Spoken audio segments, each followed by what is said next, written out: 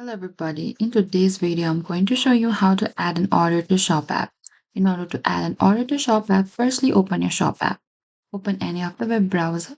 In the top there's this address bar, type down shop.app and enter it. Then from the home screen what you need to do is you need to go to the orders tab. Simply go to your profile icon in the bottom left and from here select this orders.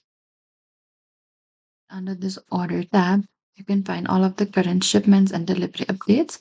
If your order is not already listed, you can select add order at the plus icon if available under here.